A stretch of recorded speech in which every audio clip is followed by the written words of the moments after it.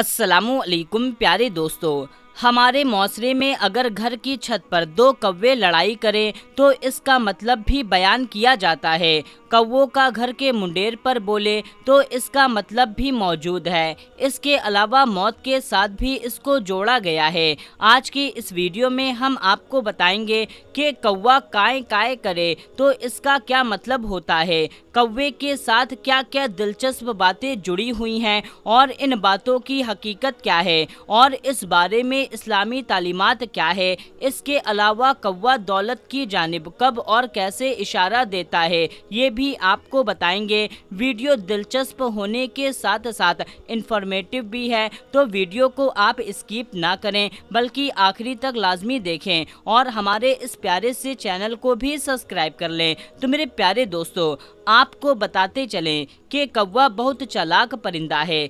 इसकी नज़र बहुत तेज होती है जो इसे खुराक और दुश्मनों से आगाह करती है। ये इंसानों से खास तौर पर मोहतात रहता है और खतरे की सूरत में काय काय करके आसमान सर पर उठा लेता है और अपने दूसरे साथियों को भी बुला लेता है जो हिफाजत के लिए इधर उधर चक्कर लगाते रहते हैं।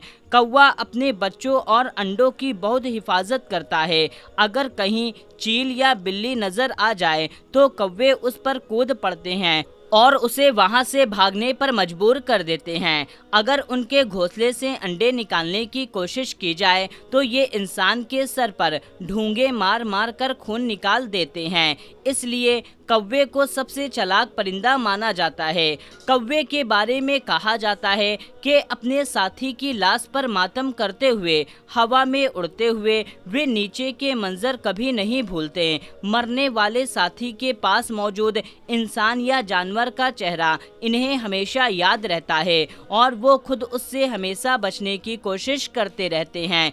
याद रहे, कौवा ही वो परिंदा है जिसने इंसान को मुर्दा दफन करना सिखाया, इंसान की लाश को मिट्टी में दफनाना सिखाया। कौवे की ये फितरत है, जब तक इसका कोई साथी मर जाता है तो सब कौवे उस जगह पर जमा होकर के जहां उनके साथी की लाश पड़ी होती है शोर मचाते रहते हैं, अपने साथी के मरने पर शोक और मातम का इजहार करते हैं।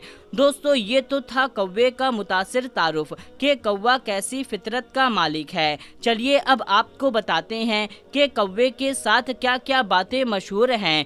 कहते हैं कौवे में ऐसी ताकत होती है कि वो आने वाले वक्त को पहले से ही जान लेता है।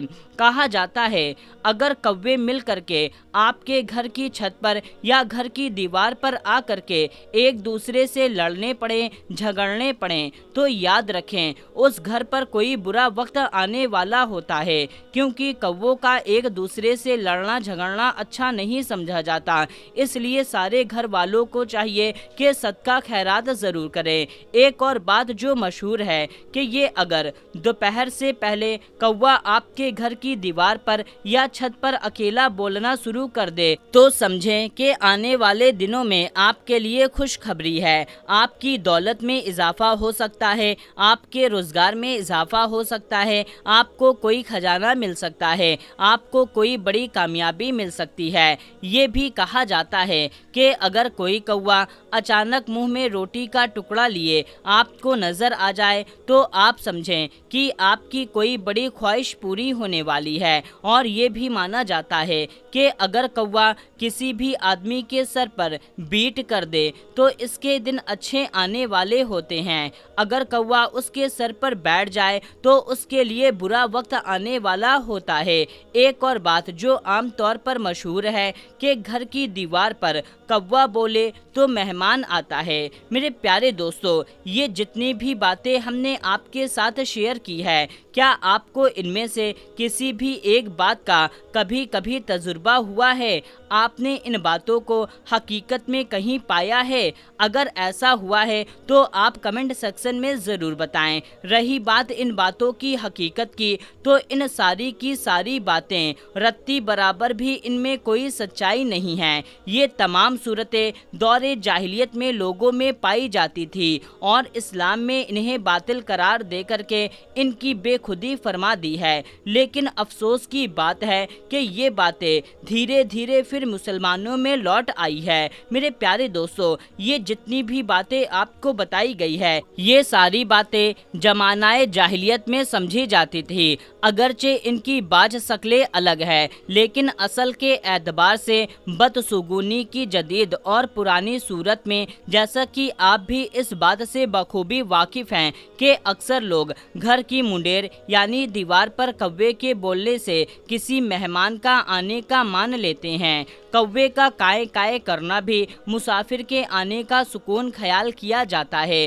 بعض علاقوں میں اگر کوا گھر کی دیوار پر یا چھت پر بیٹھ کر کائیں کائیں کرے تو اس سے مسافر کے آنے کی نشانی سمجھی جاتی ہے، لیکن اس کے لیے جگہ کی کوئی پابندی نہیں ہے۔ یہاں تک کہ اگر کوا کسی گھر کے اوپر اڑتا ہوا کائیں کائیں کرے تب بھی اس گھر کے لوگوں کو یہ یقین ہو جاتا ہے کہ آج ان کا کوئی مسافر واپس آنے والا ہے۔ دوستو، ایک بات اپنے دل و دماغ میں اچھی طرح سے اتار لیں، جو بات قرآن اور حدیث کے اندر موجود ہے اور جو ہماری اسلامی تعلیمات میں اس کی سند موجود ہے، اس پر تو ہمیں یقین کرنا چاہیے۔ باقی معاشرے کے اندر جو اس طرح کی باتیں پائی جاتی ہیں وہ سب باتیں من گھڑت ہے۔ ان پر یقین کرنے سے پہلے ہمیں ان کے بارے میں تحقیق کر لینا چاہیے اور کسی عالم یا مفتی سے ضرور پوچھ لینا چاہیے۔ یاد رہے، ہمارا مکمل یقین اللہ کی ذات پر ہونا چاہیے۔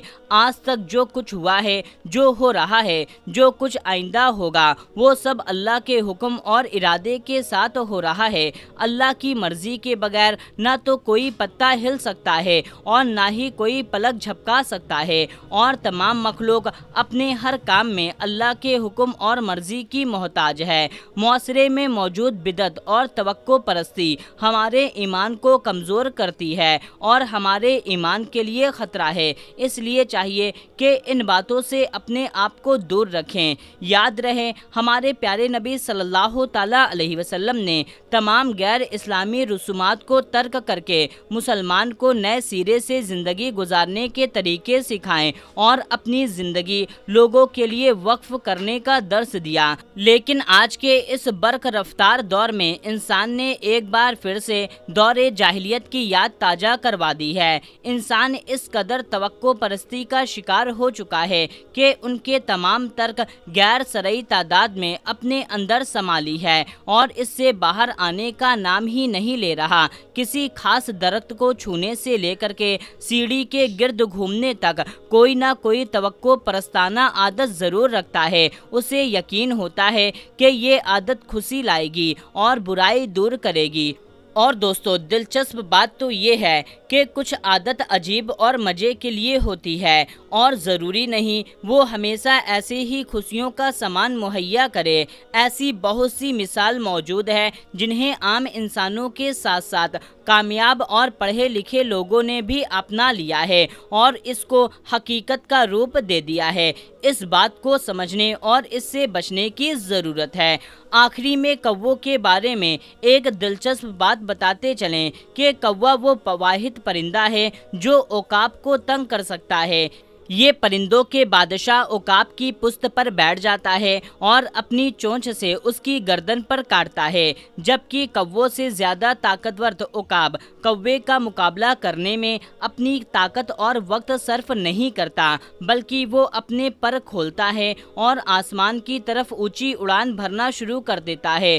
عقاب کی پرواز جتنی بلند ہوتی جاتی ہے، کوے کی اڑان اتنی ہی مشکل ہو جاتی ہے اور وہ آکسیجن کی کمی کی وجہ سے نیچے گر جاتا ہے۔ تو دوستو، یہ تھی آج کی ہماری یہ ویڈیو۔ آپ کو یہ ویڈیو کیسی لگی کمنٹ باکس میں ہمیں ضرور بتائیں اور اس ویڈیو کو زیادہ سے زیادہ لوگوں تک شیئر کریں۔ اس ویڈیو کو جلدی سے ایک لائک کر دیں اور اسی طرح کی معلوماتی ویڈیو پانے کے لیے چینل کو سبسکرائب کر لیں۔ تو دوستو، ملتے ہیں تب تک کے لیے السلام علیکم، اللہ حافظ۔